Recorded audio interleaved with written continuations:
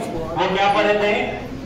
कल हम लोग पढ़े थे इलेक्ट्रॉनिक्स कॉन्फ़िगरेशन पढ़े थे, इलेक्ट्रॉनिक विन्यास, है ना? उसमें उसके बाद हम लोग क्वांटम नंबर पढ़ लिए। क्या पढ़ लिए? क्वांटम नंबर, जिसमें पाउली जी ने क्या कहा था कि किसी भी तत्व का जो इलेक्ट्रॉनिक विन्यास होता है उसमें क्वांटम नंबर उसका रिपीट नहीं करता है, सेम सेम नहीं होता है ना? यानी अलग अलग हो ही जाएगा। सेम होगा भी तो principal quantum number, azimuthal quantum number और मैग्नेटिक क्वांटम नंबर का सेम हो सकता है, लेकिन स्पिन क्वांटम नंबर कभी भी किसी का भी सेम नहीं होगा, वो अलग अलग हो जाएगा। क्या हो जाएगा? अलग अलग हो जाएगा। अब हम लोग को पढ़ना है, वो पढ़ेंगे हम लोग कोर इलेक्ट्रॉन और वैलेंसी इलेक्ट्रॉन। कोर इलेक्ट्रॉन और वैलेंसी इलेक्ट्रॉन। कोर इलेक्ट्रॉन क्या होता है? सुनो, कोर इलेक्ट्रॉन क्या होता है और वैलेंसी यानी संयोजी इलेक्ट्रॉन क्या होता है? एक होता है कोर इलेक्ट्रॉन। क्या होता है? कोर इलेक्ट्रॉन होता है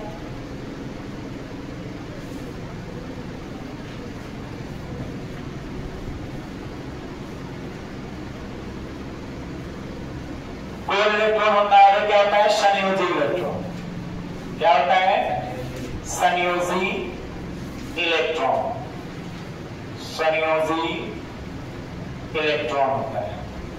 ये दो होते हैं। अब ये दोनों क्या होता है आप देखिएगा। मैंने आपको कहा था कि इलेक्ट्रॉन को सजाने के लिए इलेक्ट्रॉन जो होता है वो किसी भी परमाणु के नाभिक के चारों ओर उसके लिए एक रास्ता बना होता है, एक जगह होता है जिसको उसका कक्ष कहा जाता है, और उसी में वो क्या करता है? घूमता है। और उसी पर बोर बड़ी के सिद्धांत पर हमने जाना था कि 2n² इलेक्ट्रॉन कक्षाएं में होता है। जैसे मान लीजिए कि एक ये नाभिक है, ये क्या है? नाभिक है, और उसके चारों तरफ ये क्या है? क्या है? कक्षाएं, इलेक्ट्रॉन की कक्षाएं। आपको पता है कि नाभिक के सबसे नजदीक कक्षा कौन सा होता है? K होता है, उसके बाद L होता है, उसके बाद M होता है, उसके बाद N होता है। यानी नाभिक से कक्षा जो नजदीक होता है उसकी ऊर्जा क्या होती है? कम होती है। क्या होती है? कम होती है।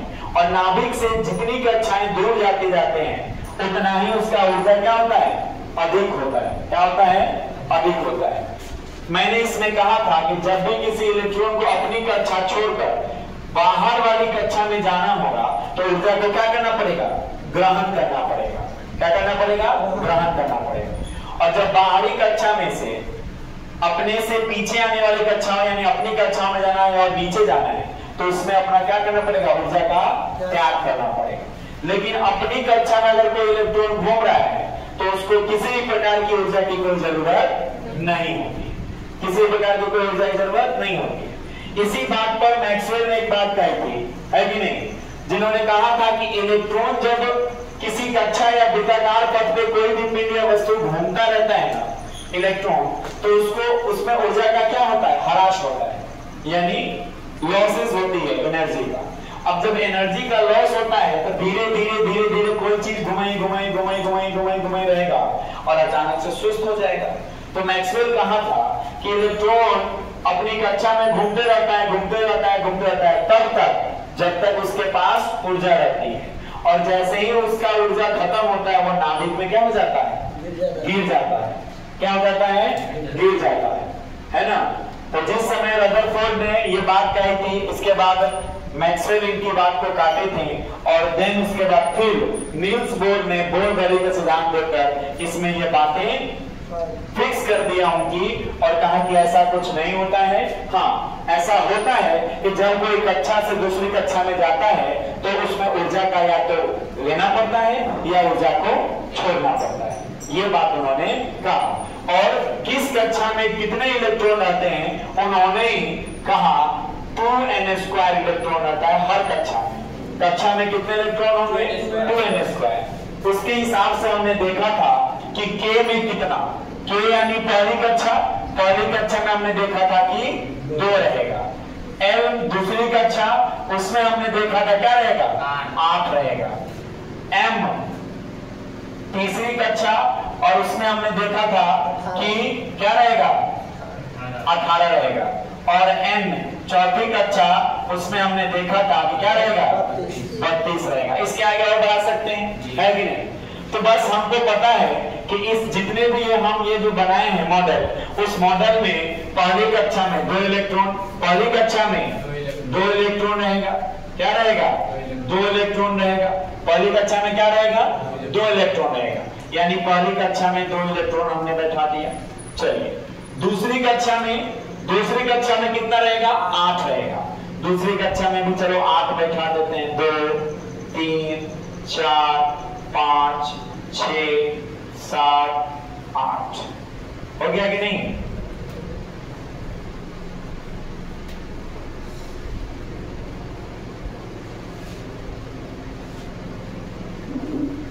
हो गया। तीसरी कक्षा में कितना रहेगा, 18। अब इसमें 18 आप लगा सकते हैं, कितना लगा सकते हैं, 18। एक ऑक्टेट नियम होता है, अष्टक नियम, ऑक्टेट रूल।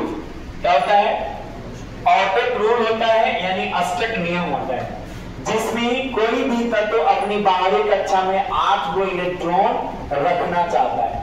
अपनी बाहरी कक्षा में कितने इलेक्ट्रॉन रखना चाहता है, 8 इलेक्ट्रॉन रखना चाहता है। 8 इलेक्ट्रॉन रखने के बाद, है ना, वो अपने आप को संतुष्ट पा लेता है। क्या पा लेता है, संतुष्ट पा लेता है। तो कोई भी तत्व अपने बाहरी कक्षा में 8 इलेक्ट्रॉन पाना चाहता है कि नहीं? अब इसमें देखिएगा, अब हम बात करते हैं, आप बात समझ गए कि किस इलेक्ट्रॉन को भरा जाता है कक्षाओं में। अब उसके बाद देखिएगा यहाँ पर जो मैंने लिखा था, कोर इलेक्ट्रॉन और संयोजी इलेक्ट्रॉन। कोर इलेक्ट्रॉन क्या कहते हैं और संयोजी इलेक्ट्रॉन क्या होता है? बाहरी कक्षा में जो होता है ना, बाहरी कक्षा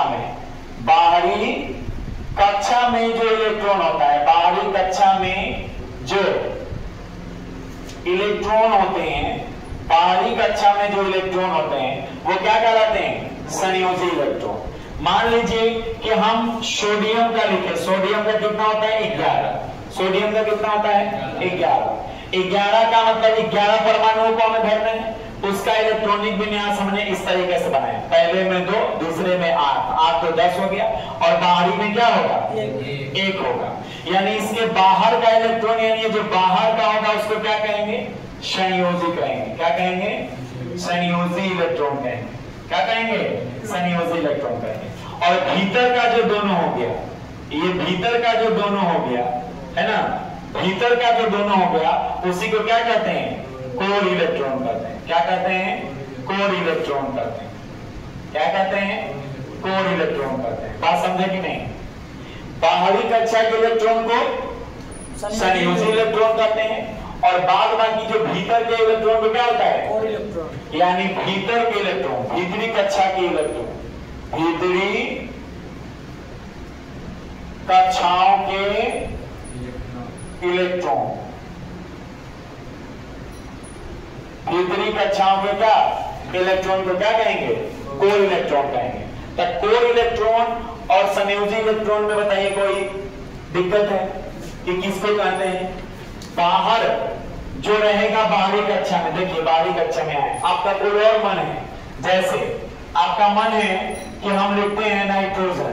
किसका लिखना है, नाइट्रोजन का क्या होता है, साफ। नाइट्रोजन का क्या होता है, इसका अगर बनाइएगा, इसका अगर बनाइएगा, पहली कक्षा में कितना, 2, पहली कक्षा में हमने 2 भर दिया, बचा कितना, 5। यानी बाहरी कक्षा में क्या होगा, 1 2 3 4 5, 5 होगा कि नहीं, समझे कि नहीं? तो इसका संयोजी इलेक्ट्रॉन कितने होंगे, 5।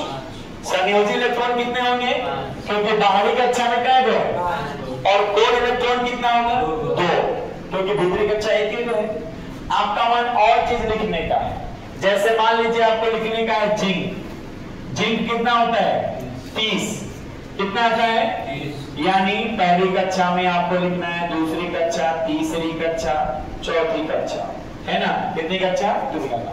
हम आपको कहते हैं जिंक 30 लिखना है, पहले 2 लिखिएगा, उसके बाद 8 लिखिएगा कि नहीं,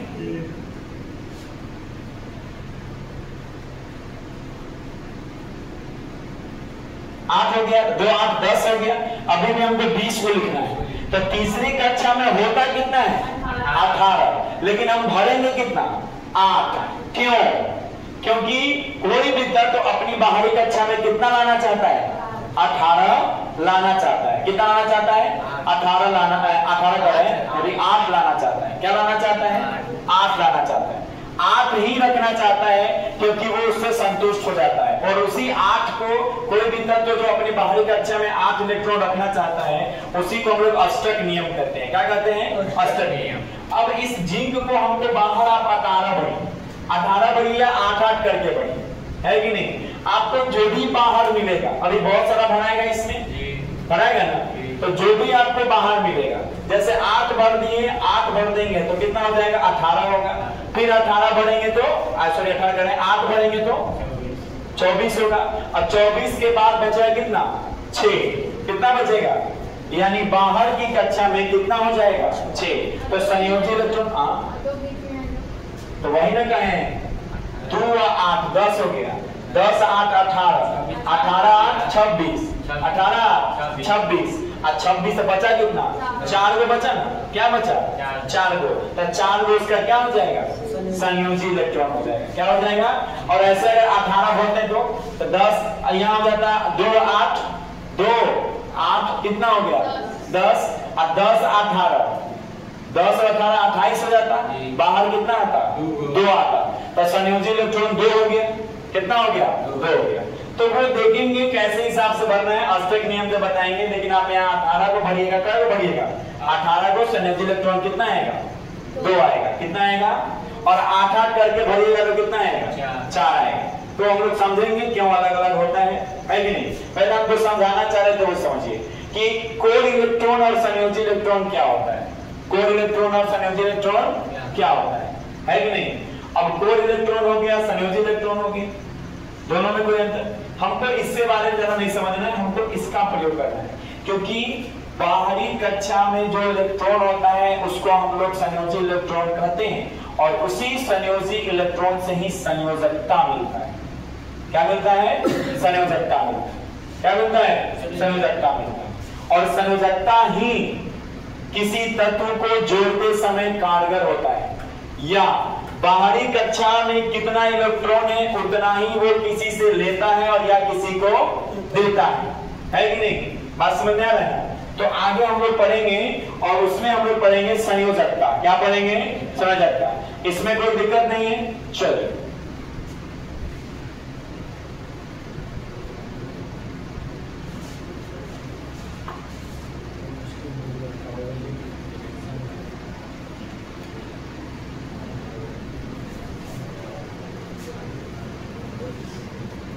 अब देखिए संयोजकता क्या होता है।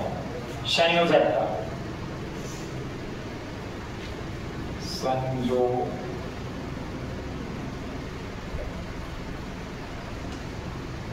संयोजकता क्या होता है। तो बाहरी कक्षा में उपस्थित इलेक्ट्रॉनों के हिसाब से क्या बनाते हैं संयोजी इलेक्ट्रॉन से ही हमें क्या पता चलता है किसी तत्व का संयोजकता पता चलता है। ठीक है किसी तत्व का संयोजकता पता चलता है कि नहीं। अब देखिए संयोजकता देखिएगा इसमें क्या देखिएगा। देखिए अब संयोजकता 2 टाइप से बटेगा। कितने टाइप से 2 टाइप से। एक होगा ऐसा जिसमें लेना होगा और एक तत्व ऐसा होगा जो त्याग करेगा। एक ग्रहण करेगा और एक त्याग करेगा। ठीक है वो हम बताते हैं। जब किसी तत्व की बाहरी कक्षा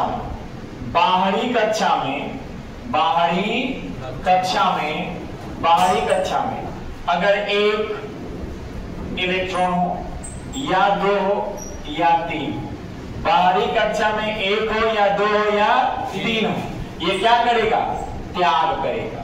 क्या करेगा त्याग। क्योंकि अभी अभी मैंने आपको कहा कि कोई भी तत्व अपनी बाहरी कक्षा में कितना तत्व इलेक्ट्रॉन रखना चाहता है 8 रखना चाहता है। क्या रखना चाहता है 8 रखना चाहता है।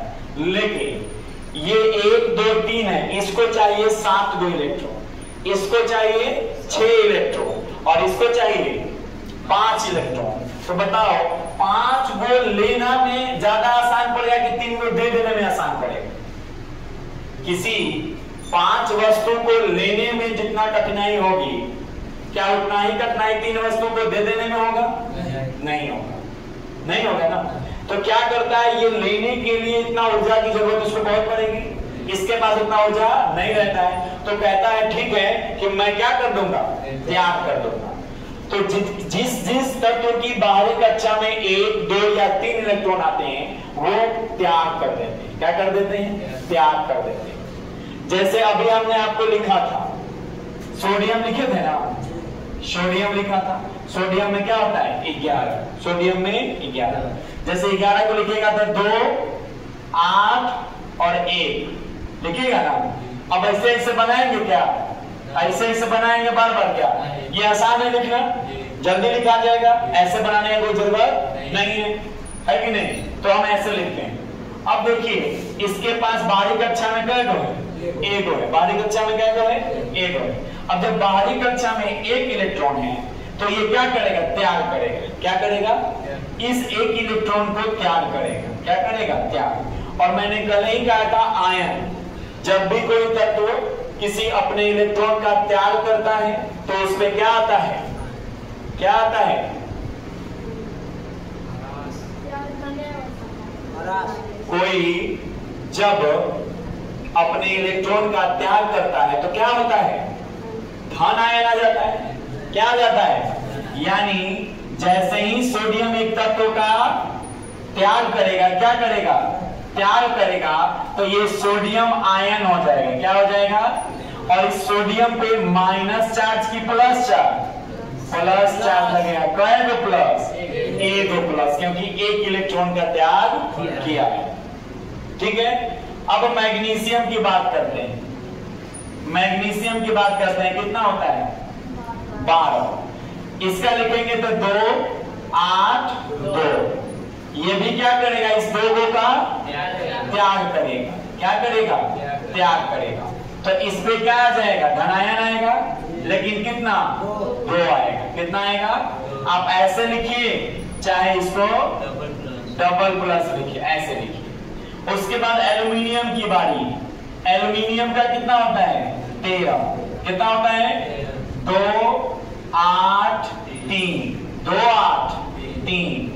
2, 8, यानी ये 3 का क्या करेगा? त्याग करेगा। क्या करेगा? त्याग करेगा।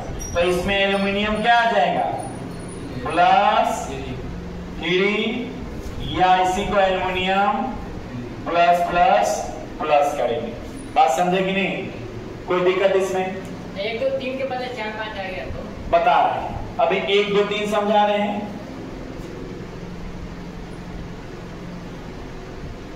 अभी 1, 2, 3 समझा रहे हैं, है ना?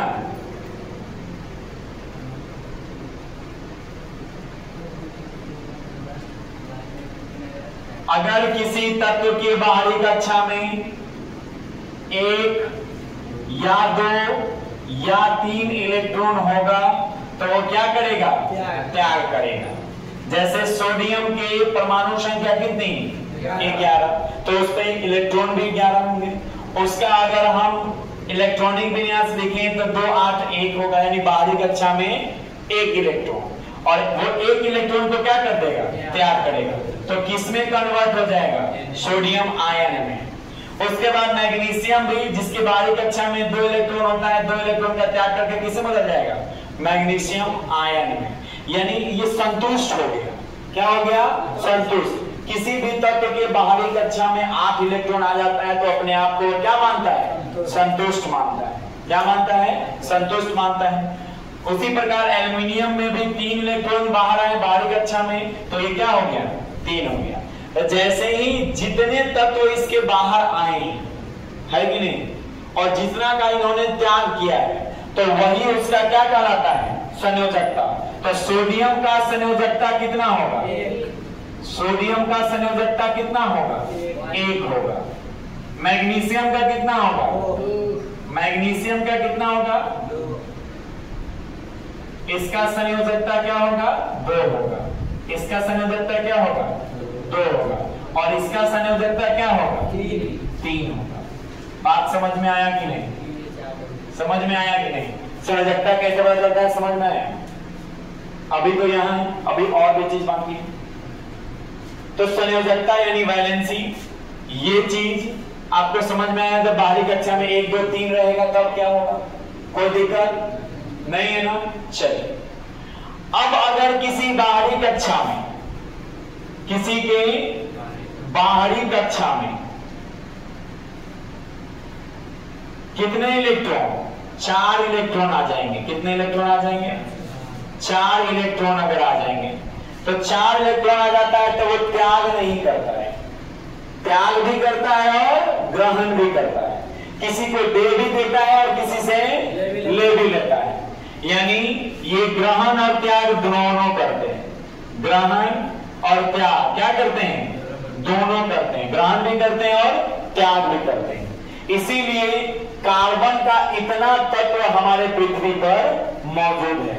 कार्बन का अधिकता हमारे पृथ्वी पर ज्यादा क्यों है, क्योंकि उसका संयोजकता मतलब उसके संयोजी इलेक्ट्रॉन कितने होते हैं, 4। वो 4 किसी से दे भी लेता है और किसी से ले भी लेता है। तो जब देने और लेने का बात आएगा तो किसी से भी ले सकता है, किसी को भी दे सकता है। तो उसकी संख्या बड़ा होगा कि नहीं होगा। इसीलिए कार्बन की संख्या क्या है, ज्यादा है, बहुत अधिक है कि नहीं, क्या है, बहुत अधिक है। जैसे कार्बन हमने लिखा, कार्बन का कितना होता है, 6। कार्बन का कितना होता है, इसका लिखोगे तो 2 और 4 आया ना, 4 आया ना, हो गया। या तो 4 किसी को दे देगा फिर भी संतुष्ट, या 4 किसी से ले लेगा फिर भी संतुष्ट, है कि नहीं।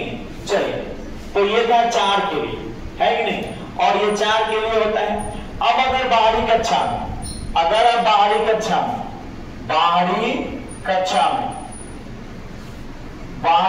में क्या है, 5 6 7 इलेक्ट्रॉन है, 5 6 7 इलेक्ट्रॉन आएगा, तब क्या होगा, ये ग्रहण करेंगे। क्या करेंगे, ग्रहण करेंगे। क्या करेंगे, ग्रहण करेंगे। क्या करेंगे, ग्रहण करेंगे। यानी इलेक्ट्रॉनों का क्या करेंगे, ग्रहण करेंगे। जैसे अगर आप बात कीजिएगा किसका, मान लो कैल्शियम का बात करो या क्लोरीन का बात करो। चलो क्लोरीन का क्या होता है, 17। क्लोरीन का क्या होता है, 17। ठीक है, क्लोरीन का क्या होता है, 17। इसका इलेक्ट्रॉनिक विन्यास लिखेगा था 2 8 7 होगा ना, 2 8 7 होगा। यानी इसके अंतिम कक्षा में कितना आया, 7 आया। तो ये क्या करेगा, त्याग करेगा कि ग्रहण करेगा, ये ग्रहण करेगा, है कि नहीं। क्या करेगा, एक इलेक्ट्रॉन को ग्रहण करेगा। क्या करेगा, ग्रहण करेगा। और जब कोई ग्रहण करता है तो उसपे कौन सा चार्ज आता है, माइनस चार्ज आता है। क्या चार्ज आता है, माइनस चार्ज आता है। और जितना ग्रहण करता है वही उसका क्या होता है, संयोजकता होता है। क्या होता है, संयोजकता होता है। तो संयोजकता इसका कितना होगा, 1 होगा। कितना होगा, 1 होगा। जितना त्याग करेगा वही उसकी संयोजकता, या जितना ग्रहण करेगा वही उसकी संयोजकता। और कार्बन की संयोजकता कितनी होगी, 4। कार्बन की संयोजकता कितनी होगी, 4 होगी। बात समझ में आया। चलिए और भी क्लोरीन के बाद और भी आप बोल सकते हैं। नाइट्रोजन का 7 होता है। नाइट्रोजन का क्या होता है, 7 होता है नाइट्रोजन। चलिए नाइट्रोजन का कितना होता है, 7। 2 5 2 5 यानी ये 5 में है तो ये इलेक्ट्रॉन क्या करेगा, ग्रहण। कै गो, 3 गो इलेक्ट्रॉन क्या करेगा, ग्रहण करेगा। जब भी कोई तत्व इलेक्ट्रॉन ग्रहण करेगा तो क्या होगा, माइनस चार्ज लगेगा। तो नाइट्रोजन पे कितने चार्ज, -3। कितने, -3। आप इसको ऐसे लिखिए, चाहे 3 बार ऐसे करिए, ठीक है। अब इसकी संयोजकता कितनी हो जाएगी, 3 हो जाएगी। संयोजकता कितनी हो जाएगी, इसकी संयोजकता हो जाएगी 3। संयोजकता कितनी हो जाएगी, 3 हो जाएगी। ऑक्सीजन का 8 होता है। 8 है तो 2 और 6 होगा, यानी उसको चाहिए कितना, 2 इलेक्ट्रॉन चाहिए। यानी ऑक्सीजन पर 2 माइनस चार्ज लगेगा और उसकी संयोजकता कितनी हो जाएगी, 2 हो जाएगी। कितनी हो जाएगी? 2 हो जाएगी। तो बताइए संयोजकता और संयोजी इलेक्ट्रॉन में कोई दिक्कत है? आसानी से आप लिख सकते हैं संयोजकता किसी का भी। और एक बात ध्यान दीजिए, अगर किसी तत्व की बाहरी कक्षा में 1 2 3 इलेक्ट्रॉन आ रहे हैं ना, तो वो तत्व कौन सा होगा? धातु होगा। कौन सा होगा? धातु होगा। ये बात ध्यान रखिएगा, कौन सा होगा? धातु होगा। अगर किसी तत्व में 5 6 7 आ रहा है तो वो कौन सा होगा? अधातु होगा। कौन सा होगा? अधातु होगा। कौन सा होगा? अधातु होगा।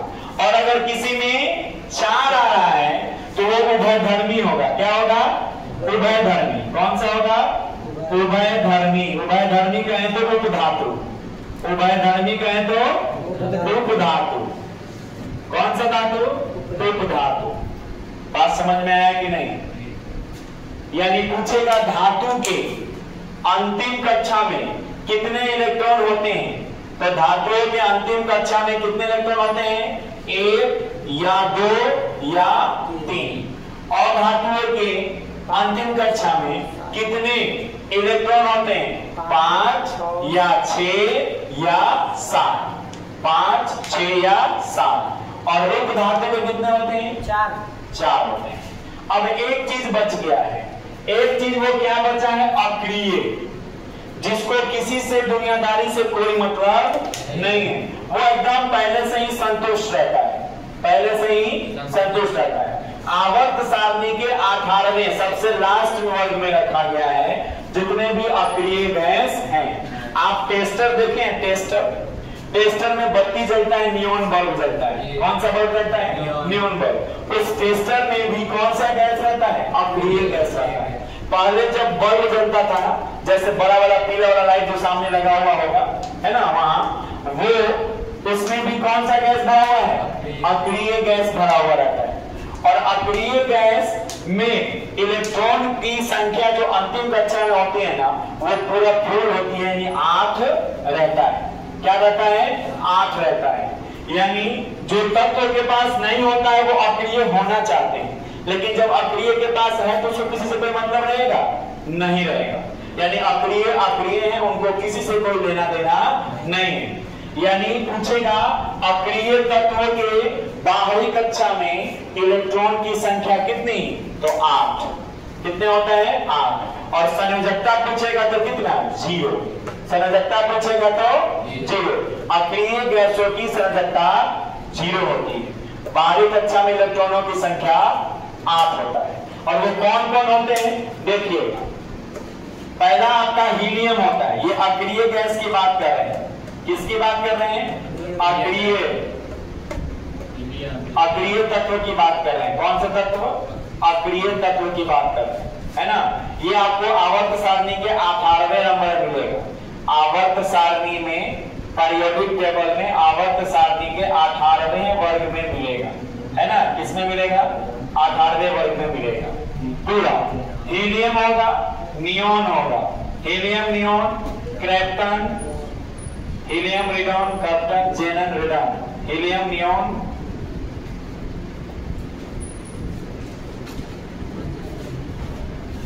जेनन, रेडॉन, हीलियम नियॉन, क्रेप्टन, जेनन, रेडॉन।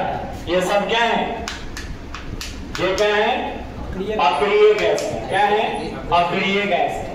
ये सारे के सारे कैसे गैस हैं? अक्रिय गैस। बात समझ में आया क्या?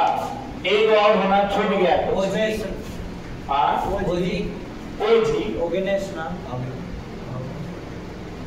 होता है,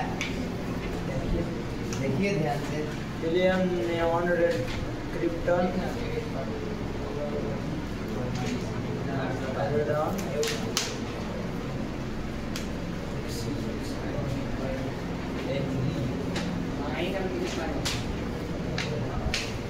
आर्गन छूट गया क्या? Helium, neon, argon, krypton. Argon होता है, argon, argon, krypton, xenon, radon. कितना ही होता है? Argon, krypton, xenon, radon, xenon, radon, xenon, radon. यही कितने होते हैं? अक्रिय गैस होते हैं। और ये सबके संयोजकता कितना होता है? 0। बस यही होते हैं। 1 2 3 4 5 6 7 गुना होता है 1 2 3 4 5 6 कितना ही है कि नहीं? बात समझ में आया? हीलियम, नियॉन, आर्गन, क्रिप्टन, जेनन, रेडन, ये जो है अक्रिय गैस है जिनकी संयोजकता कितनी होती है? 0। संयोजी इलेक्ट्रॉन कितने होते हैं? 8। संयोजी इलेक्ट्रॉन कितने होते हैं? 8। बात समझ में आया? नहीं समझ में आया? सीधा बात समझो कि संयोजी इलेक्ट्रॉन अक्रिय गैस का 8 होता है और संयोजकता कितना होता है? 0। यानी बाहरी कक्षा इसके संयोजी इलेक्ट्रॉन पूछेगा, संयोजी इलेक्ट्रॉन पूछेगा, संयोजी इलेक्ट्रॉन पूछेगा तो क्या बताओगे? 8। और संयोजकता पूछेगा तो क्या बताओगे? 0 बताओगे। क्या बताओगे? 0 बताओगे। तो बताइए संयोजकता समझने में किसको दिक्कत है? कितना आसान सा है, आपको बस याद रखना है और कुछ नहीं, याद रखना है और कुछ नहीं। इसमें जितना भी चीज है वो सब चीज जो है आप 9th क्लास में भी पढ़े होंगे। 11th आपका अगर साइंस बैकग्राउंड से होता तो आप पढ़ते हैं, लेकिन नहीं है, इसीलिए ये सब चीज थोड़ा सा उटपटांग लगेगा, लेकिन है सब चीज पढ़ा होगा। 9वां में 9th क्लास में अगर आप किसी भी बोर्ड से पढ़े हो तो अगर आप केमिस्ट्री पढ़े होंगे तो ये जरूर बताया गया होगा, निश्चित है कि नहीं? हाँ, भले अपवाओं का नियम नहीं बताया गया होगा, बोर बड़ी नहीं बताया गया होगा, है ना, पाउल नहीं बताया गया होगा, है कि नहीं, हाइजन नहीं बताया गया होगा, उसके बाद अगर मुंड का नियम नहीं बताया गया होगा, लेकिन संयोजकता, परमाणु संख्या, परमाणु द्रव्यमान, ये सारी चीजों की जानकारी आपको मिली होगी उसमें, है कि नहीं? चलिए, कोई दिक्कत?